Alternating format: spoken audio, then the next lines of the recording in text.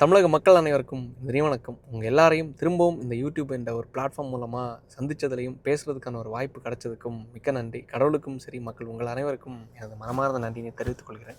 இன்றைக்கி ரொம்ப முக்கியமாக பேச வந்த டாபிக் என்னென்னா, இந்த சம்பவம் நடந்ததில், ஒரு துயரம் நடந்ததில், வீட்டில் ஒரு கஷ்டம் நடந்ததில், இது இந்த டைமில் பேசணுமா அப்படின்னு சொல்லிட்டு யோசித்தேன். அதுக்கு அடுத்து தோணுன விஷயம் என்னென்னா, இந்த டைமை விட்டால் இது எப்போவுமே நம்ம பேசுகிறதுக்கான நம்மளுக்கு வாய்ப்பு கிடைக்காதுங்கிறத புரிஞ்சுக்கிட்டேன். என்னென்னா, ஒரு விஷயத்தை கண்டிப்பாக நம்ம பிரேக் டவுன் பண்ணி ஆகணும். ஒரு நரேட்டிவ் ஒன்று நம்மளுக்கு எதிராக செட் பண்ணுறதுக்கு ட்ரை பண்ணாங்க. பட் அது முடியலை, அவங்களால முடியலை. ஏன்னா ஒட்டுமொத்தமாக நம்மளுக்கு ஃபேவராக இருக்கும்போது, சோஷியல் மீடியா முழுவதுமாக மக்கள் எல்லாருமே நம்மளுக்கு ஃபேவராக பேசும்போது, எல்லா ஆதாரமே நம்மளுக்கு ஃபேவராக இருக்கும்போது, காரணம் என்னென்னா, நம்ம எந்த தப்பும் பண்ணல. ஜஸ்ட்டு ஆதாரத்தை வெளியிட்டேன்னு சொல்லிட்டு நான் ஒரு ஆதாரத்தை வெளியிட்டேன். 15 கோடி ரூபாய்க்கு சீமான் அவர்கள் சொத்து வாங்கியிருக்காரு அப்படின்னு சொல்லிட்டு. வாங்கினது செட்டில்மெண்ட்டு, இல்லை இது தான பத்திரம், இது கயல்வெளி அவர்கள் மூலமாக வந்தது, அவங்களோட அப்பா மூலமாக வந்தது அப்படின்னு சொல்லிட்டு பல உருட்டுகளை உருட்டிகிட்டு இருக்காங்க. என்னென்ன பேசிகிட்டு இருக்காங்க, அதை நம்ம கேர் பண்ண போகிறது கிடையாது. சரி, இருந்தாலும் அது பொய் சொன்னதாகவே வச்சுக்கோங்களேன், இல்லை அது செட்டில்மெண்ட்டாவோ ஏதோ ஒன்று வந்ததாக வச்சுக்கோங்களேன். நான் அந்த வீடியோலேயும் தெளிவாக சொல்லியிருந்தேன். அப்போ என்ன ஹேருக்கு நீ டவுரி வாங்குற, டவுரி வாங்க, என் பிள்ளைங்களோட சொத்தை நீ டவுரி கேட்டன்னு வை, நீ பொண்ணுக்காக ஆசைப்பட்றியா இல்லை பொண்ணுக்காக ஆசைப்பட்றியான்னு சொல்லிட்டு பல மேடைகளில் சீமான் அவர்கள் பேசியிருக்காரு. அப்போ உங்களோட கொள்கைகளே நீங்கள் உங்களோட நடத்தையிலே என்ன சம்மந்தம் இருக்குது அப்படிங்கிறத அந்த இதுலேயும் முன் வச்சுருந்தேன். பட் நாம் தீவிரவாதி, தெளிவாக சொல்கிறேன், இத்துடன் நான் அந்த பேரை அவங்கள அப்படி தான் கூப்பிடலான்றிருக்கேன். உண்மையிலேயே அந்த கட்சி சார்ந்த ஒட்டுமொத்த முக்கால்வாசி நபர்களும் அப்படி தான் இருக்காங்க. நான் எல்லாரையும் சொல்லலை. நாம் தமிழர் கட்சி சார்ந்த உண்மையிலேயே பிரபாகரன் அவர்களை பின்பற்றக்கூடிய, தமிழ் தேசியத்தை பின்பற்றக்கூடிய நல்ல உறவினர்கள், நண்பர்கள் அங்கேயும் இருக்க தான் செய்கிறாங்க. பட் இருந்தாலும் முக்கால்வாசி பேரும் என்ன நடந்தாலும் அண்ணனுக்கு முட்டு கொடுக்குறது, இது தப்பு நடந்தாலும் இது இல்லை, இது சரிதான் அப்படிங்கிற அளவுக்கு முட்டு கொடுக்குற அளவுக்கு அந்த கட்சியில் இருந்துட்டு தான் இருக்காங்க. ஸோ இது சில ஆதாரங்களுடன் நான் சொன்னேன்னா அட்லீஸ்ட் அது மூலமாச்சும் புரிஞ்சுப்பாங்க, மக்களுக்கு இன்னும் தெரிய வரும்ங்கிறது என்னோட ஒரு சின்ன ஒரு முன்னெடுப்பாக தான் இந்த வீடியோ பண்ணுறேன். ஆக்சுவலாக என்னென்னா, இவங்க செட் பண்ணக்கூடிய நரேட்டிவ் அப்படின்னா, இந்த ராஜா போரன் அவர்களுக்கும், அதாவது ராஜா சிங் என்ற நபருக்கும், அவரோட பேர் ராஜா சிங் அவர்களுக்கும் எனக்குமான பிரச்சனை என்னென்னா, இந்த லேகிய பிரச்சனை, அதாவது யானை கவலம் என்ற இந்த ப்ராடக்டோட பிரச்சனை தான் அப்படின்னு சொல்லிட்டு ஒரு கட்டுக்கதையை திரிக்க ஆரம்பித்தாங்க. ஆக்சுவலாக இது எங்கே ஸ்டார்ட் ஆச்சுன்னு சொல்கிறேன். சாட்டை அவர்கள் ஒத்த அப்பனுக்கும் ஆத்தாளுக்கும், நல்ல ஒத்த அப்பனுக்கும் ஆத்தாளுக்கும் பிறந்தவனாக இருந்தால், நீ சீமான் அவர்கள் பணம் வாங்கினதை நிரூபிடா அப்படின்னு சொல்லிட்டு சவாலாக விட்டுருந்தார். ஓகே அப்படின்னு சொல்லிட்டு நானும் என்ன பண்ணியிருந்தேன், நான் ஆதாரத்தை வெளியிட்டுறேன்னு சொல்லிட்டு நானும் ரொம்ப நாகரிகமாக தான் பேசி நானும் வீடியோ போட்டிருந்தேன்.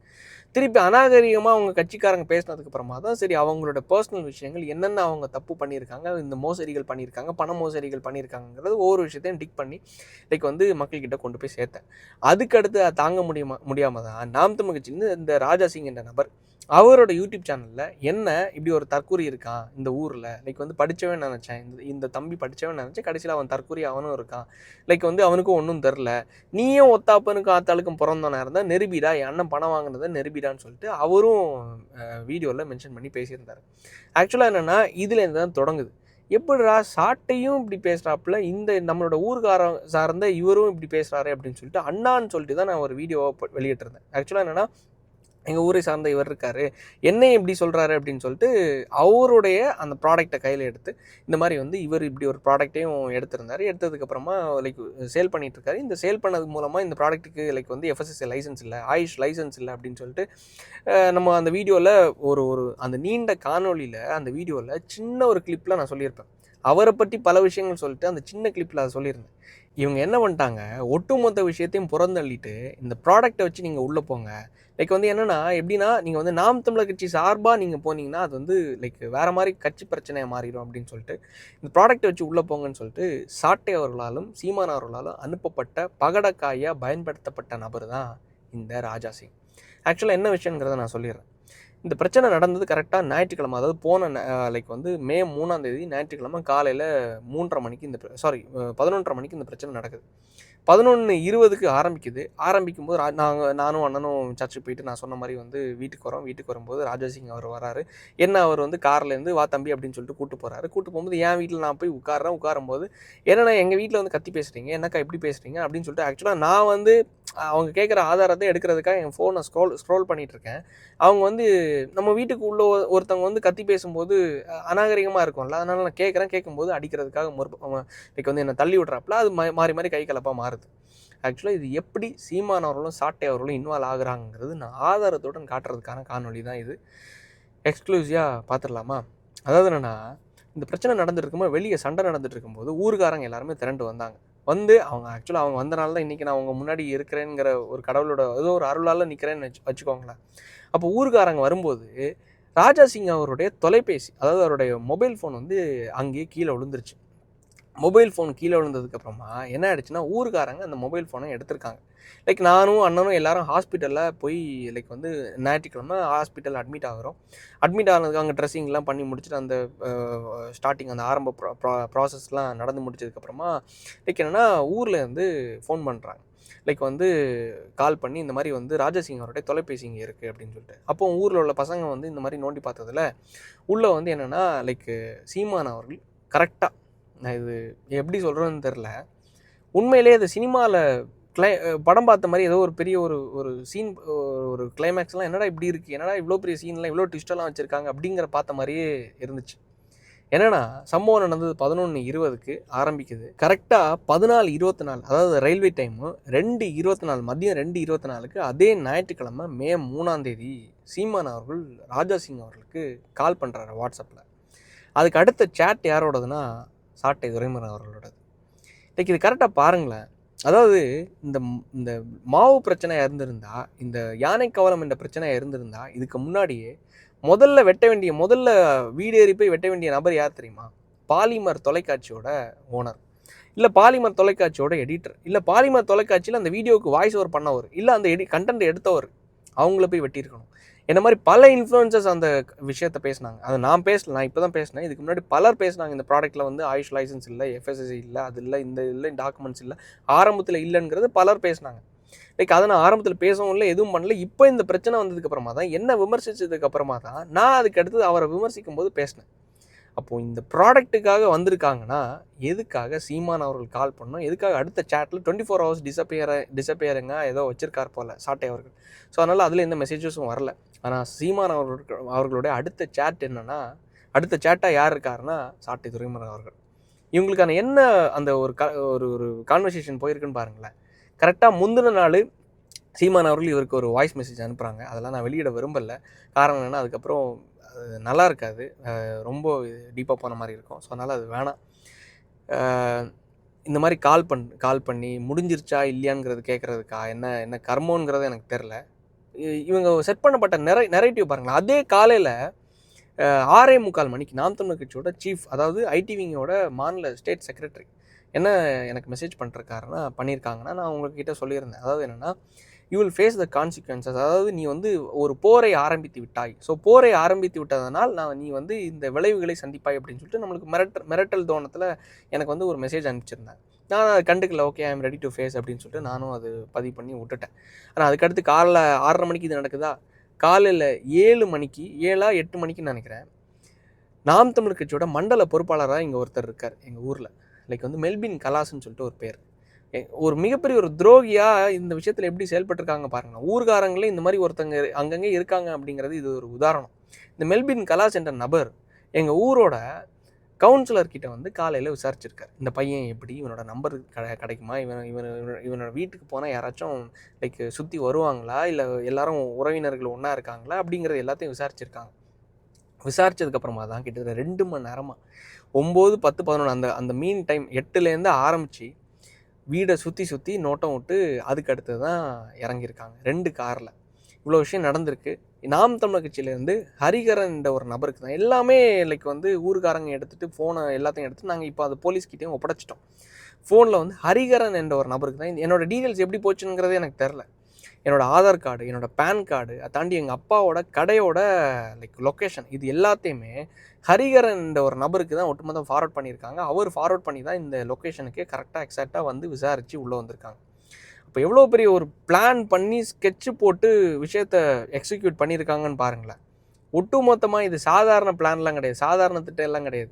கரெக்டாக லொக்கேஷன் எடுக்கிறதுக்கு ஒரு ஆளை வச்சு, கரெக்டாக வந்து லைக் அங்கே லோக்கலில் ஃபேமிலி எப்படி ஒன்றா இருக்காங்களாங்கிறதுக்கு ஒரு ஆளை வச்சு, கரெக்டாக வந்து எல்லாமே நாம் தமிழ் கட்சி. அதை தாண்டி வந்து லைக் கல்லுக்கூட்டத்தை சார்ந்த நாம் தமிழ் கட்சியோட கவுன்சிலர் லைக் வந்து ரூபன் பொன்மணின்னு சொல்லிட்டு அந்த நபரையும் உள்ளே கொண்டு வந்து கிட்டத்தட்ட வந்தவங்க கிட்டத்தட்ட ஒரு 4-5 பேர் வந்திருக்காங்க. 4-5 பேர் வந்து கரெக்டாக அந்த வீடியோவில் பாருங்களேன். எங்களோட நோக்கம் வேறு ஒன்றும் கிடையாது, வெட்டணும் வெட்டணும் வெட்டணும்.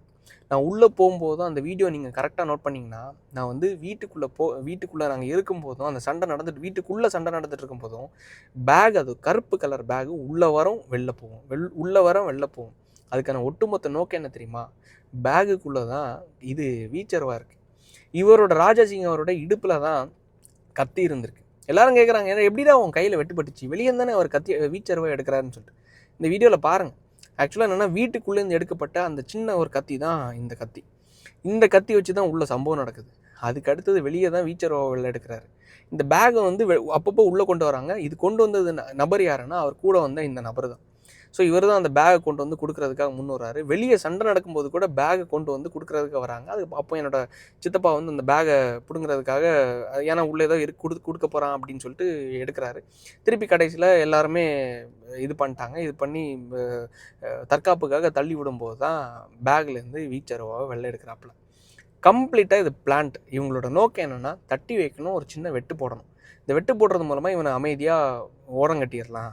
இந்த மாதிரி பேசி வளர்ந்து வரானே, இந்த மாதிரி நம்ம பணம் வாங்கினாலும் சொல்கிறானே, லைக் வந்து நம்ம என்ன பண்ணாலும் லைக் வந்து ஒவ்வொரு விஷயத்தையும் எடுத்து சொல்கிறானே அப்படிங்கிற ஒரே அந்த ஒரு வைத்தறிச்சல் தான். லைக் வந்து இது எப்படி சொல்லணுங்கிறது எனக்கு தெரில. மக்கள் இதை எப்படி புரிஞ்சுக்கிறீங்க அப்படிங்கிறது எனக்கு தெரில. ஏன்னா பெரும்பாலும் அன்றைக்கி வந்து குரல் கொடுத்தவங்க மே 3ஆம் தேதி வந்து எனக்காக இத்தனை பேர் இருக்காங்களா, வர்றதுக்கு இத்தனை பேர் இருக்காங்களா, ஐயோ உண்மையில சொல்கிறேன். அந்த ஹாஸ்பிட்டலில் ஆனால் அதுக்கு நான் கொடுத்த பே தான் அதிகம்.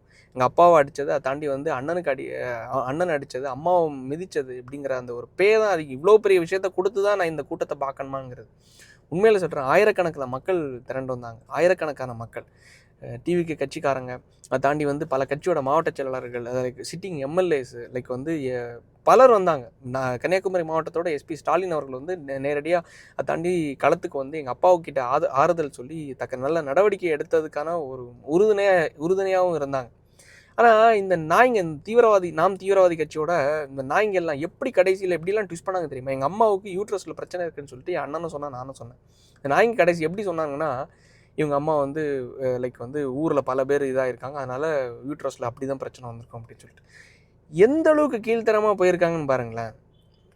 சில நாய்ங்க எல்லாம், சில கழிச்சடைங்கள்லாம் அந்த கட்சியில் இருக்குது. உண்மையிலேயே தமிழக அரசியலேருந்து பேன் பண்ண வேண்டிய ஒரு கட்சி தான் இந்த நாம் தீவிரவாத கட்சி.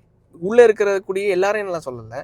இந்த சம்பவத்துக்கும் முட்டு கொடுக்க கூடிய ஒரு அடிப்படை புரிதல் கூட இல்லாத நபர்கள் அங்கே இருக்காங்கன்னா இந்த நாம் தீவிரவாத கட்சியில் தான். ஏன்னா இவங்க சொல்கிறாங்க இந்த மாவு பிரச்சனைக்காக தான், இவங்க 2 பேரோட தனிப்பட்ட பிரச்சனைங்க எவ்வளோ அழகாக கழுவி விட்டாங்கன்னு பாருங்களேன். பாரிசாலன் அவர்கள் அழகாக பேசியிருந்தார். இந்த சம்பவத்தை பொறுத்த மட்டும் 2 பேருமே விக்டிம். நெல்சனும் விக்டிம் தான், லைக் வந்து ராஜபுரம் அவர்களும் விக்டிம் தான். பகடக்காயாக இந்த அவங்களுடைய வன்மத்தை தீர்க்கிறதுக்காக சாட்டை அவர்களும் சீமான் அவர்களும் அனுப்பிச்சி விட்ருக்காங்க. இவங்க அமுச்சு விட்டதுக்கு அப்புறமா தான் ராஜாபுரம் அவர்கள் வராங்க. ஒட்டுமொத்தமாக பிரச்சனை தலைகீழாக மாறுது. தலைகீழாக மாறினதுக்கப்புறமா ஒருத்தங்களாச்சும் பேசினாங்களும் பாருங்களேன். சாட்டை அவர்கள் ஒரு ட்வீட் போட்டிருந்தார். அதாவது சொந்த பிரச்சனைக்காக போன ராஜாபுரம் அவர்கள் தன்னோட தொழிலை கெடுக்கிறதுக்காக நான் பண்ணனா, ஸோ பண்ணது மூலமாக அதை தட்டி கேட்க போன ராஜாபுரம் அவர்களை ஊர் மக்கள் ஒரு ரவுடி கும்பலை வைத்து அடித்தது எப்படி நியாயப்படுத்த முடியும்னு சொல்லிட்டு அந்த மாதிரி வந்து ஒரு ட்வீட் போட்டிருந்தார். எந்த அளவுக்கு இந்த தற்கொலை கூட்டெல்லாம் இருக்குன்னு பாருங்கள். உண்மையிலே ரியல் தற்கொலை இந்த மாதிரி பட்டம் இதுக்கெல்லாம் முட்டு கொடுக்கக்கூடிய நபர்கள் தான். லைக் இது எப்படி ஏற்றுக்கிறது அப்படிங்கிறது எனக்கு தெரில.